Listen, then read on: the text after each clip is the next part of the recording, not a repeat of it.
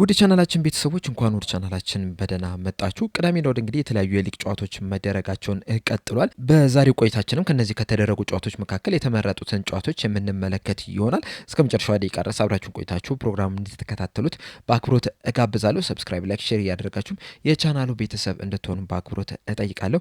አሁን በቀጥታ ወደ ያዝንላችሁ ፕሮግራሞች የምናመራ ይሆናል። በመጀመሪያ የምንመለከተው በትናንትናው ዕለት የተደረጉ እንደዚሁም ደግሞ ዛሬ የሚደረጉ የአፍሪካ ዋንጫ ጨዋታዎችን ይሆናል። በትናንትናው ዕለት እንግዲህ ግሩፕ ኢ እና ግሩፕ ኤፍ ላይ የምድብ ሁለተኛ ጨዋታዎች መደረግ ችሎ ነበር። በዚህም መሰረት ከግሩፕ ኢ ሱዳን ኢኳቶሪያል ጊኒ እንደዚሁም ደግሞ አልጄሪያ ቡርኪና ፋሶን በተመሳሳይ 1-0 በሆነ ውጤት ማሸነፍ ችሏል። የአልጄሪያንም የማሸነፊያ ግብ ማህሬዝ በ23ኛው ደቂቃ ላይ ከፍጹም ቅጣት ምት ማስቆጠር ችሏል። ድሉንም ተከትሎ አልጄሪያዎች በ6 ነጥብ ወደ ቀጣይ ዙር ማለፋቸውን ሲያረጋግጡ ቡርኪና ፋሶ በ3 እንደዚሁም ሱዳን በ3 በሁለተኛና በሶስተኛ ደረጃ ላይ መቀመጥ ችሏል። ኢኳቶሪያል ጊኒ በ0 ነጥብ አራተኛ ደረጃ ላይም ተቀምጣለች። በግሩፕ ኤፍ በተደረጉ ጨዋታዎች ሞዛምቢክ ጋቦንን 3-2 እንደዚሁም ደግሞ አይቮሪ ኮስት ከካሜሮን ጋር አንዳቻ በሆነ ውጤት ማጠናቀቅ ችሏል። የአይቮሪ ኮስትን ግብ 51ኛው ደቂቃ ላይ አማር ሲያስቆጠር የካሜሮን አቻ የምታደርጋቸውን ግብ 56ኛው ደቂቃ ላይ ካኖን በራሱ ግብ ላይ ማስቆጠር ችሏል። ውጤቱንም ተከትሎ አይቮሪ ኮስት እንደዚሁም ካሜሮን በተመሳሳይ 4 ነጥብ አንደኛና ሁለተኛ ደረጃ ላይ ሲቀመጡ ሞዛምቢክ በ3 ነጥብ ሶስተኛ ደረጃ ላይ፣ ጋቦን በ0 ነጥብ አራተኛ ደረጃ ላይ መቀመጥ ችሏል። ጋቦንም በ0 ነጥብ ወደ ቀጣይ ዙር ማለፍ ሳችል የቀረ ሀገር ሆናለች። በዛሬው ዕለትም የ2025 የአፍሪካ ዋንጫ መደረጋቸውን ሲቀጥሉ በግሩፕ ኤ እና በግሩፕ ቢ የምድብ ሶስተኛ ጨዋታዎች ይደረጋሉ።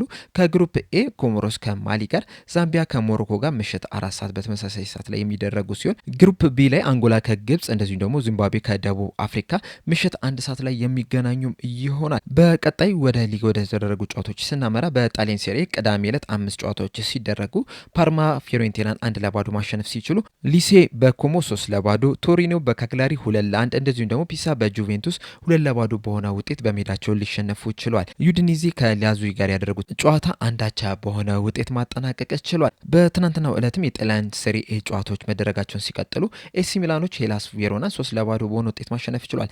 የኤሲ ሚላንን የማሸነፊያ ግብ ፑሊሲች የመጀመሪያው አጋማሽ ላይ 46ኛው ደቂቃ ላይ፣ ንኩኩ በ48ኛው ደቂቃ ላይ በፍጹም ቅጣት ምት እንደዚሁም ደግሞ 53ኛው ደቂቃ ላይ ሁለት ጎሎችን በማስቆጠር ኤሲ ሚላኖች አሸናፊ ማድረግ ችሏል። ናፖሊ ከክሬሞኔሴ ጋር ያደረጉትን ጨዋታ በሆይላንድ በ13ኛው እንደዚሁም ደግሞ በ45ኛው ደቂቃ ላይ ባስቆጠራቸው ሁለት ግቦች 2-0 በሆነ ውጤት ማሸነፍ ሲችሉ፣ ቦሎኛ ከሶሶሎ ጋር ባደረጉት ጨዋታ ደግሞ አንዳቻ በሆነ ውጤት ማጠናቀቅ ሲችሉ፣ ኢንተር ሚላኖች አትላንታን 1-0 በሆነ ጠባብ ውጤት ማሸነፍ ችሏል። የኢንተር ሚላንን የማሸነፊያ ግብ ላውታሮ ማርቲኔዝ 65ኛ ደቂቃ ላይ ማስቆጠር ችሏል። ውጤቱንም ተከትሎ ኢንተር ሚላኖች በሰበሰቡት 36 ነጥቦች አንደኛ ደረጃ ላይ መቀመጥ ሲችሉ ኤሲ ሚላኖች በ35፣ ናፖሊ በ34 እንደዚሁም ደግሞ ጁቬንቱስ በ32 ከሁለተኛ እስከ አራተኛ ደረጃ ያለውን ቦታ መያዝ ችሏል። በዛሬው ዕለትም የጣሊያን ሴሪ ጨዋታ መደረጉን ሲቀጥል ምሽት 4 ሰዓት ከ45 ላይ ሮማ ከጂኖዋ ጋር የሚገናኙም ይሆናል። በመቀጠልም ወደ እንግሊዝ ፕሪሚየር ሊግ ወደ ተደረጉ ጨዋታዎች ስናመራ ቅዳሜ ዕለት 7 ጨዋታዎች መደረግ ሲችል ኖቲንጋም ፎረስት በሜዳው በማንቸስተር ሲቲ 2-1 በሆነ ውጤት ተሸንፏል። የማንቸስተር ሲቲን የማሸነፊያ ግቦች ራይንደርስ 48ኛው ደቂቃ ላይ እንደዚሁም ደግሞ ቼርኪ 83ኛው ደቂቃ ላይ ማስቆጠር ሲችሉ የኖቲንጋም ፎረስትን ብቸኛ ግብ ደግሞ 54ኛው ደቂቃ ላይ ሁጅሰን ከመረብ ማሳረፍ ችሏል። በዚህ ጨዋታ ላይ እንግዲህ ማንቸስተር ሲቲ ሙሉ ለሙሉ ማለት በሚቻል መልኩ የጨዋታ ብልጫ ማሳየት ችሎ ነበር። 66% ኳሱን መያዝ ችሏል። እንደዚሁም 16 ሙከራዎችን ማድረግ ችሏል። 5ቱ ኢላማቸውን የጠበቁ ሙከራ ነው የነበሩት። በኖቲንጋም ፎረስት በኩል ያለውን ስንመለከት ደግሞ 34% ፖዚሽን ነበር መያዝ የቻሉት። 7 ሙከራ እንደዚሁም ደግሞ 2 ኢላማቸውን የጠበቁ ሙከራ ማድረግ ብቻ ነበር የቻሉት። ኤክስፔክትድ ጎል ከራሱ ስንመለከት ማንቸስተር ሲቲ 1.49 ኤክስፔክትድ ጎል ነው የነበራቸው። ኖቲንጋም ፎረስት በበኩላቸው 0.55 ኤክስፔክትድ ጎል ነው የነበረውና ማንቸስተር ሲቲ የበላይነት ያሳየበት ጨዋታ ነው የነበረው። በእርግጥ የመጀመሪያውን አጋማሽ ስንመለከተው በጣም ቀዝቀዝ ያለ ጨዋታ ነው የነበረው። ብዙ ሙከራ ያልተመለከትንበት፣ ብዙ በተደጋጋሚ ወደ ግብ ክልል ሲደርሱ ያልተመለከትንበት ጨዋታ ነው የነበረው። ነገር ግን ሁለተኛው አጋማሽ ላይ ግን በጣም ክፍት የነበረ ጨዋታ ነው የነበረው። ሁለቱም ለማጥቃት እንቅስቃሴ ያደረጉበት ነው የነበረው። በተለይ ደግሞ ማንቸስተር ሲቲ የመጀመሪያውን ግብ ካስቆጠሩ በኋላ ኖቲንጋም ፎረስቶችን ለማጥቃት እንቅስቃሴ ሲያደርጉ ነበረ። ማንቸስተር ሲቲዎችም ክፍተቱን ተጠቅሞ ኖቲንጋም ፎረስቶችን ለማጥቃት ጥረት ሲያደርጉ ነበር። በዛም ነው እንግዲህ ሁለተኛው አጋማሽ ላይ ሶስት ጎሎችን መመልከት ይችላሉና የሚያምር ሁለተኛ አጋማሽ መመልከት ይችለናል። ጥሩ ስታቶችን ራሱ ብንመለከት ሁለተኛው አጋማሽ ላይ የተለየ ስታት ነበረ ስንመለከት የነበረው። አሁን ለምሳሌ በሙከራ ደረጃ የመጀመሪያው አጋማሽ ላይ ኖቲንግሃም ፎረስቶች 2 ሙከራ ብቻ ነበረ ማድረግ የቻሉት። እንደዚሁም ደግሞ ማንቸስተር ሲቲዎች 6 ሙከራ ብቻ ነበረ ማድረግ የቻሉት። ሁለተኛው አጋማሽ ላይ ግን ኖቲንግሃም ፎረስቶች 5 ሙከራ አድርገዋል። እንደዚሁም ማንቸስተር ሲቲዎች ደግሞ 10 ሙከራ ማድረግ ችሏልና ሁለተኛው አጋማሽ ላይ የተሻለ እንቅስቃሴ ያየነበት ጨዋታ ነው የነበረውና የሚያምር ጨዋታ መመልከት ችለናል። በዚህም ውጤት መሰረት እንግዲህ አርሰናል ላይ ከፍተኛ ተጽዕኖ ማሳደር ችለው ነበረ ማንቸስተር ሲቲዎች።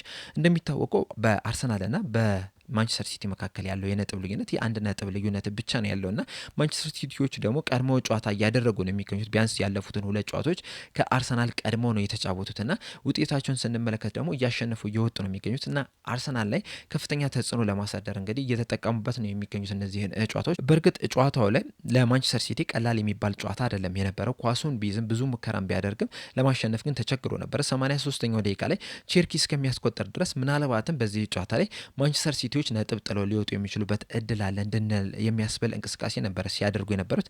ነገር ግን በስተመጨረሻ አሸንፈው መውጣት ችሏል። ሌላኛው ቅዳሜ ዕለት የተደረገው ጨዋታ ደግሞ አርሰናል ከብራይተን የተገናኙበት ጨዋታ ነው የነበረው። በዚህ ጨዋታ ላይ አርሰናሎች 2-1 በሆነ ውጤት ማሸነፍ ሲችሉ የአርሰናልን የማሸነፊያ ግቦች 14ኛው ደቂቃ ላይ ኦዲጋርድ እንደዚሁም ደግሞ ሩተር 52ኛው ደቂቃ ላይ በራሱ ግብ ላይ ማስቆጠር ሲችል የብራይተንን ብቸኛ ግብ ደግሞ 64ኛው ደቂቃ ላይ ጎሜዝ ማስቆጠር ችሏል። አርሰናሎች እንግዲህ በዚህ ጨዋታ ላይም በኦንጎል ምክንያት አሸንፈው ሊወጡ ይችላል። ያለፉትን ጥቂት ጨዋታዎች ስንመለከት እንግዲህ ተደጋጋሚ ኦንጎሎችን እያገኙ ነው የሚገኙት። አሁን ለምሳሌ ስታቶቹን ስንመለከት ባለፉት 4 ጨዋታዎች 4 ኦንጎሎችን ማግኘት ችሏል። በፕሪሚየር ሊጉ ብቻ ከተመለከትን ካለፉት 3 ጨዋታዎች 3 ኦንጎሎችን ማግኘት የቻሉበት አጋጣሚ ተፈጥሯል። ከወልቭስ ጋር ባደረጉት ጨዋታና 2-1 ባሸነፉበት ሁለቱንም ጎሎች ማስቆጠር የቻሉት የወልቭስ ተጫዋቾች ናቸው።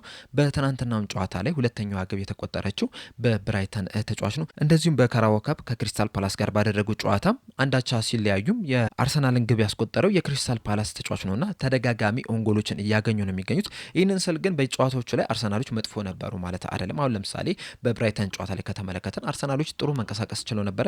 እንደዚሁም በተደጋጋሚ ጎል ለማስቆጠርም ተቃርበው ነበር። በተለይ ደግሞ ዙቢሜንዲ በረኛው ያዳነባት ኳስ በጣም የሚገርም ኳስ ነች የነበረችው እና ያችን ጎል ልትሆን የምትችልበት አጋጣሚም ነበረ። እንደዚሁም ደግሞ በአጠቃላይ በጨዋታው ላይም 24 ሙከራዎችን ራሱ ማድረግ ችለው ነበረ።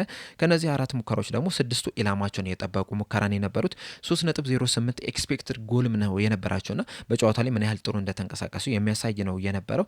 ብራይተኖች በበኩላቸው በጨዋታው ላይ 8 ሙከራዎችን ናቸው ማድረግ የቻሉት። ከነዚህ 8 ሙከራዎች ደግሞ 3ቱ ኢላማቸውን የጠበቁ ሙከራን የነበሩት። እናም አርሰናሎች ምን ያህል ብልጫ እንዳሳዩ እንግዲህ በዚህ መመልከት እንችላለን። ነገር ግን በጨዋታዎቹ ላይ ስንመለከት በተወሰኑ አጋጣሚዎች በጣም የመርበትበት ነገርን ከአርሰናል መመልከት ይችላል። አሁን በብራይተን ጨዋታ ላይ በተለይ አቻ መሆን ከቻሉ በኋላ ቀሪዎቹን 25 ደቂቃዎች ከተመለከትን ብራይተኖች የተሻለ እንቅስቃሴን ማድረግ ችለው ነበረ። የተለያዩ አጋጣሚዎችን ማግኘት ችለው ነበር። እንዲሁም ሚንታ የሞከራትና በረኛው ዴቪድ ራያ ያዳናት ኳስ ራሱ በጣም የምትገርም ኳስ ነው የነበረችው።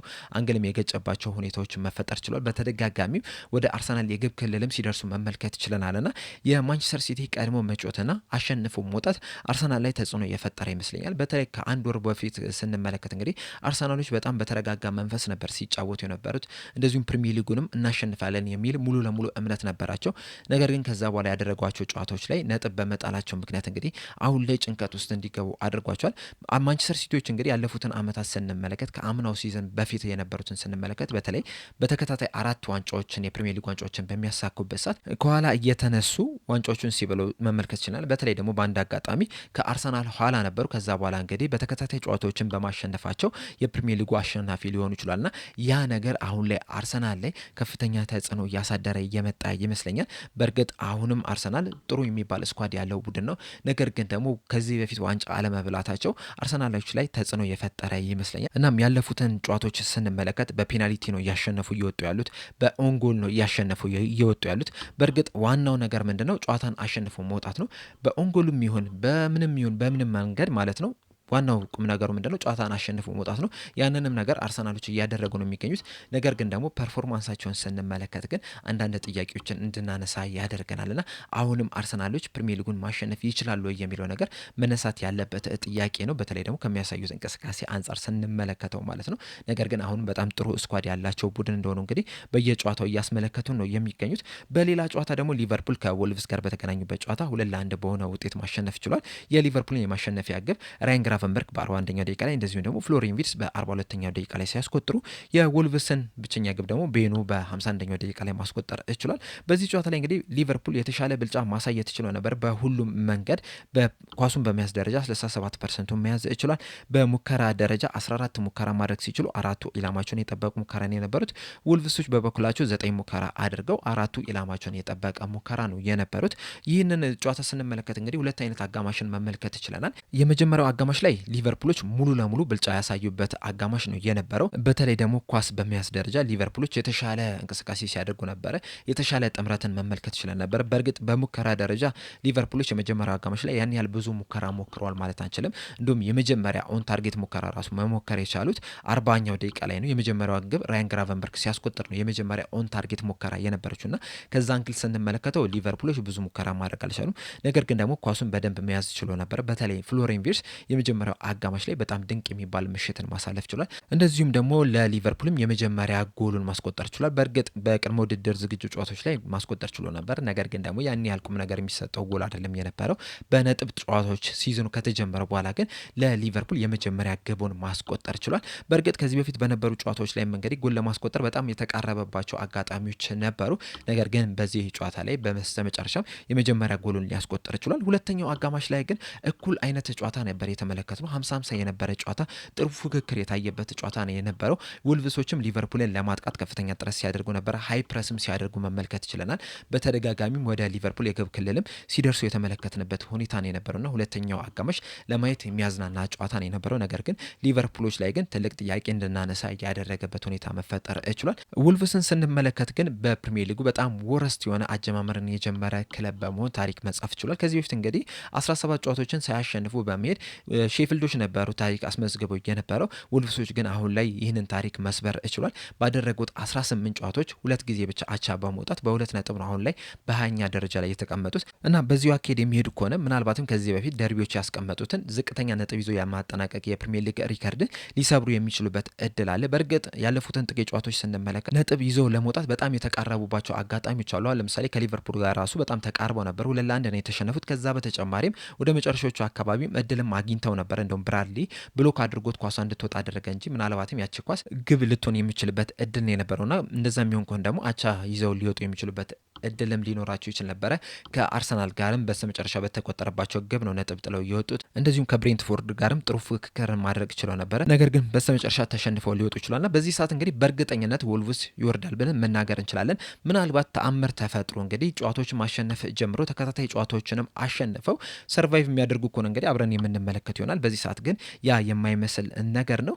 በሌላ ጨዋታ ደግሞ ቼልሲ በሜዳው በስታንፎርድ ብሪጅ በአስቶን ቪላ 2-1 በሆነ ውጤት መሸነፍ ይችላል። በጨዋታው ላይ እንግዲህ ቼልሲዎች ነበሩ ጆ ፔድሮ በ37ኛው ደቂቃ ላይ ባስቆጠራት ግብ 1-0 ማምራት ችለው የነበረው። ነገር ግን ኦሊ ዋትኪንስ በ63ኛውና በ84ኛው ደቂቃ ላይ ተቀይሮ በመግባት ጎል በማስቆጠር አስቶን ቪላዎች 2-1 በሆነ ውጤት አሸንፈው እንዲወጡ ማድረግ ችሏል። ጨዋታው ላይ እንግዲህ ቼልሲዎች ነበሩ የበላይነት ማሳየት ችለው የነበረው። በተለይ ደግሞ እስከ 60ኛው ደቂቃ ላይ ቼልሲዎች ሙሉ ለሙሉ ብልጫ ማሳየት ችለው ነበረ። ጎል ማስቆጠር የሚችልባቸውንም አጋጣሚዎችን ማግኘት ችለው ነበረ። እነዛን ባለመጠቀማቸው እንግዲህ በስተመጨረሻ ተሸንፈው ሊወጡ ችሏል። አስቶን ቪላዎችን ስንመለከት በጣም ቀዝቃዛ የሚባል አጀማመር ነበረ መጀመር የቻሉት። እስከ 60ኛው ደቂቃ አካባቢ ድረስ እንግዲህ አስቶን ቪላዎች ያን ያህል ትልቅ እንቅስቃሴ አድርጓል ማለት አንችልም። በእርግጥ አንዳንድ ሞመንቶች ላይ ወደፊት ለመሄድ ጥረት ሲያደርጉ መመልከት ችለን ነበረ። ነገር ግን ያን ያህል ትርጉም ያለው እንቅስቃሴ ማድረግ አልቻሉም ነበረ። 60ኛው ደቂቃ ላይ ነው እንግዲህ ነገሮች መለዋወጥ የጀመሩት። ከዛ በኋላ እንግዲህ የመጀመሪያዋን ግብ 63ኛው ደቂቃ ላይ ማስቆጠር ቻሉ። ከዛ በኋላ ወደ ቼልሲ የግብ ክልል በተደጋጋሚ ሲደርሱ መመልከት ችለናል። በጣም በፈጣን ማጥቃትም ቼልሲዎችን ማስጨነቅም ሲችሉ መመልከት ችለናል። ከዛ በኋላ ነው እንግዲህ ሙከራዎችን ማድረግ የጀመሩት። በመጨረሻም አስቆጥረው አሸንፈው መውጣት የቻሉት። ስታቶቹን ስንመለከት ራሱ ቼልሲዎች በጨዋታው ላይ 2.14 ኤክስፔክትድ ጎል ነው የነበራቸው። አስቶን ቪላዎች ግን 1.19 ኤክስፔክትድ ጎል ነው የነበራቸውና በዚህ መሰረት እንግዲህ ቼልሲዎች አሸንፈው መውጣት ነበረባቸው። ነገር ግን ያገኟቸውን እድሎች አለመጠቀማቸው በስተመጨረሻ ዋጋ አስከፍሏቸዋል። በአጠቃላይ እንግዲህ 14 ሙከራዎችን ማድረግ ችሏል ቼልሲዎች። ከነዚህ 14 ሙከራዎች ግን 3ቱ ብቻ ናቸው ኢላማቸውን የጠበቁ ሙከራ መሆን የቻሉት። አስቶን ቪላዎች በአንጻሩ 11 ሙከራ አድርገው 8ቱ ኢላማቸውን የጠበቁ ሙከራ ነው የነበሩትና ምን ያህል ወደፊት በመሄድ አስቶን ቪላዎች ስኬታማ እንደነበሩ በዚህ መመልከት እንችላለን። ቢግ ቻንስ ክሬት በማድረግ ደረጃ ራሱ አስቶን ቪላዎች የተሻሉ ነው የነበሩት። 5 ቢግ ቻንስ ክሬት ማድረግ ይችላል። ቼልሲዎች በበኩላቸው ሁለት ቢግ ቻንሶችን ብቻ ነው ክሬት ማድረግ የቻሉት። እንደዚሁም አስቶን ቪላዎች ሶስቱን ቢግ ቻንሶች ሚስ አድርጓል። ቼልሲዎች ደግሞ አንድ ቢግ ቻንስ ሚስ ማድረግ ችሏልና በማጥቃት ደረጃ አስቶን ቪላዎች የተሻሉ ቡድን የነበሩት። ቼልሲዎች በእርግጥ ኳሱን ይዘውታል። ነገር ግን ደግሞ ያንን ኳስ ምን ማድረግ አለብን የሚለው ነገር ላይ ግን ያን ያህል ትርጉም ያለው ስራ ሲሰሩ መመልከት አልቻልንም። ቼልሲዎች እንግዲህ ሰሞኑን ጥሩ የሚባል እንቅስቃሴን እያደረጉ አይደለም የሚገኙት። ባለፉት 5 ጨዋታዎች አስቶን ቪላን ጨዋታ ጨምረን ሁለቱን ሽንፈት አስተናግዷል። ሁለቱን ብቻ ነው ማሸነፍ የቻሉት። ኤቨርተንን 2-0፣ ካርዲፍን 3-1 በሆነ ውጤት ያሸነፉበት ጨዋታ ነው እንጂ ከኒውካስል ዩናይትድ ጋር አቻ ተለያይቷል። በአስቶን ቪላ እንደዚሁም ደግሞ በአትላንታ በተመሳሳይ 2-1 በሆነ ውጤት ተሸንፏል። ይህ ብቻም አይደለም። በሻምፒዮንስ ሊጉ ከባርሴሎና ጋር ከተጫወቱበት ጨዋታና 3-0 ካሸነፉበት ጨዋታ በኋላ ያደረጓቸውን 8 ጨዋታዎች ስንመለከት ሁለቱን ብቻ ነው ማሸነፍ የቻሉት። እንደዚሁም ሽንፈት አስተናግደዋል። አቻ በሆነ ውጤት መለያየት ተችሏል። ከአርሰናል ጋር አንድ አቻ በሆነ ውጤት ተለያይተዋል። ከበርንማውዝ ጋር 0-0፣ ከኒውካስል ጋር ደግሞ 2 አቻ በሆነ ውጤት ሲያጠናቀቁ በአስቶን ቪላ 2-1፣ በአትላንታ 2-1 እንደዚሁም ደግሞ በሊድስ ደግሞ 3-1 በሆነ ውጤት ተሸንፏልና ያለፉትን 8 ጨዋታዎች ጥሩ የሚባል እንቅስቃሴን እያደረጉ አይደለም የሚገኙት። ያም ደግሞ አሰልጣኝ ማሬስካ ላይ ተጽዕኖ ይፈጥራል ተብሎ ነው የሚጠበቀው። በተለይ ደግሞ ማሬስካ በዚህ ሰዓት ከባለቤቶቹ ጋር ጥሩ የሚባል ግንኙነት ላይ ናቸው ተብሎ አይጠበቅም። በተለይ ደግሞ የሰጡት አስተያየት ከባለቤቶቹ ጋር ትንሽ ቅራኔ ውስጥ የከተታቸው ነው የሚመስለው። እንደዚሁም ደግሞ አሁን ላይ እየወጡ ባሉ መረጃዎች መሰረት ቼልሲዎች በጃንዋሪ ዝውውር መስኮት ያን ያህል ተሳትፎ ያደርጋሉ ተብሎ አይጠበቅምና ምናልባትም አሰልጣኝ ማሬስካ ከቼልሲዎች ጋር ሊለያዩ የሚችሉበት እድል ሊኖር ይችላል ተብሎ እንዲገመት አድርጎታል። አስቶን ቪላዎችን ስንመለከት በዚህ ሲዝን በጣም አስደናቂ የሚባል ግስጋሴ ላይ ነው የሚገኙት። ከዚህ በፊትም በተደጋጋሚ እንደተናገረ ነው የመጀመሪያዎቹ ጨዋታዎች ላይ ነጥብ ሲጥሉ ነበር። ከዛ በኋላ ግን ተከታታይ ጨዋታዎችን እያሸነፉ ነው የሚገኙት። በፕሪሚየር ሊጉ ያለውን ብቻ ስንመለከት ከሊቨርፑል ጋር ባደረጉ ጨዋታና 2-0 ከተሸነፉበት ጨዋታ በኋላ እያንዳንዱን ጨዋታ ማሸነፍ እችሏል። ኢቨን አቻ እንኳን መውጣት አልቻሉም። ያ ብቻ አይደለም። በዚህ ሲዝን በተለምዶ ትልቅ የሚባሉት ቡድኖች ጋር ወይም ደግሞ ቶፕ 6 ከሚባሉት ቡድኖች ጋር ያደረጉትን ጨዋታ ስንመለከት ቶተናምን 2-1 በሆነ ውጤት ማሸነፍ ይችላል። አርሰናልን 2-1 በሆነ ውጤት፣ እንደዚሁም ማንቸስተር ዩናይትድን በተመሳሳይ 2-1፣ ቼልሲን በተመሳሳይ 2-1 ከማንቸስተር ሲቲ ጋር ያደረጉትንም ጨዋታ ደግሞ 1-0 በሆነ ውጤት ማሸነፍ ይችላልና እነዚህን ትልልቅ የሚባሉ ቡድኖችን በተከታታይ እያሸነፉ ነው የሚገኙትና በጣም አስደናቂ የሚባል ግስጋሴ ላይ ነው የሚገኙት። በጣም አስገራሚ የሚባል ቡድንን መገንባት ችሏል። እንደውም ምናልባትም የዘንድሮ የፕሪሚየር ሊግ ዋንጫ አሸናፊ መሆን ይችላሉ ወይ የሚለን ጥያቄ እንድናነሳ እያደረገ ነው የሚገኘው። ምክንያቱም ከአርሰናል ጋር ያላቸው የነጥብ ልዩነት 3 ብቻ ነው። ይህ ብቻም አይደለም። በነገው የፕሪሚየር ሊግ መርሃ ግብርም ከአርሰናል ጋር ነው የሚገናኙት። በዚህ ጨዋታ ዙሪያ እንግዲህ በነገው ዕለት የምንሰራላችሁ ፕሮግራም ይኖራል እና አስቶን ቪላዎች በነገው ጨዋታ ላይ አርሰናልን የሚያሸንፉ ከሆነ ከአርሰናል ጋር በነጥብ እኩል መሆን ይችላሉ። ከማንቸስተር ሲቲ ጋር ደግሞ ያላቸው የነጥብ ልዩነት 2 ብቻ ነው የሚሆነውና በጣም እየቀረቡ ነው የሚገኙት። በዚሁ ግስጋሴያቸው የሚሄዱ ከሆነ የፕሪሚየር ሊጉን ዋንጫ የማያነሱበት ምንም ምክንያት የለም። ምናልባትም እንደ 2016ቱ ሌስተር ሲቲ እንዳነሳው ዋንጫም ሰርፕራይዝ ሊያደርጉን ይችላሉና በጣም አስደናቂ የሚባል ግስጋሴን እያደረጉ ነው የሚገኙትና ቼልሲዎችን ማሸነፋቸው ከዛ በፊት ማንቸስተር ዩናይትድን ማሸነፋቸውና እነዚህን 2 ትልልቅ ቡድኖች በተከታታይ ማሸነፋቸው የነገውን ጨዋታ በደንብ እንድንጠብቀው ያደርገናል። በሌላ በተደረጉ ጨዋታዎች ደግሞ በርንሌ ከኤቨርተን ጋር 0-0 ሲለያዩ ብሬንትፎርዶች በበኩላቸው በርነማውዝን 4-1 በሆነ ውጤት ማሸነፍ ችሏል። የብሬንትፎርድን የማሸነፊያ ግቦች ሺድ በ7ኛው በ51ኛው እንደዚሁም ደግሞ በ96ኛው ደቂቃ ላይ 3 ጎሎችን በማስቆጠር ሃትሪክ መስራት ሲችል ቀሪዋን ደግሞ ፕትሮቪች በራሱ ግብ ላይ 39ኛው ደቂቃ ላይ ማስቆጠር ችሏል።